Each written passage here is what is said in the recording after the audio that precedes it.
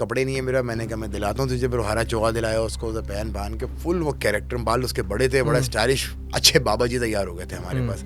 खैर वो घर के पास गए, घर में जाके मैंने अपने मामू को बुलाया बात हुए, मैंने कहा आप भी आ जाए, आप पहचाने इनको। तो बेचारा बड़ा शर्मिंदा हो रहा था। मैंने कहा शर्मिंदा करना मेरा कोई वो नहीं है, आप करके दिखाइए। तो फिर उसने जो है, आप यकीन करें, आप सामने थे उस वक्त, तो उसने, आपको याद होगा किस तरीके से उसने दोबारा से वही पूरा प्रोसीजर दोहराया। और फिर उसने उसके बाद में मेरे उस स्टोरी में, मेरे प्रोग्राम में उसने ये चीज़ प्रॉपर्ली एलेबरेट करके बताई कि ये सारी जो हाथ की सफाई है, क्योंकि ऑब्वियसली प्रैक्टिस से परफेक्शन आती है उनमें, तो वो उसको किस तरह से वो गोश्त जहाँ छुपाता था, छुरा मार के उसने गोश्त भी निकलवाया बॉडी से, कीले भी निकलवाई उसने बॉडी से, वही छुरा उसने इस तरह से मारा। अच्छा, और उसने बताया कि उनके हाथ की ग्रिप ऐसी स्ट्रांग होती है कि वो छुरा आपकी बॉडी के अंदर ना जाए, आपको उसे चुभन महसूस होगी लेकिन वो आपको क्रॉस ना करे। हाथ में उनकी वो जो निप, उसकी जो टिप होती है, उसको पकड़ते नाइफ की रहते हैं, पकड़ी हुई होती है जी, हाँ, यूं करके, और फिर उसके बाद में वो ऊपर से प्रेशर देते हैं, तो उससे होता है कि चुभन होती है। अब वो जब चुभन बहुत ज्यादा बढ़ती है तो तकलीफ होती है, आप आवाज भी निकालते हो, और फिर आप सारी होशियारियां भूल जाते हो। फिर उसके बाद में वो बॉडी के अंदर से वो कीले शीले ये वो सारे, और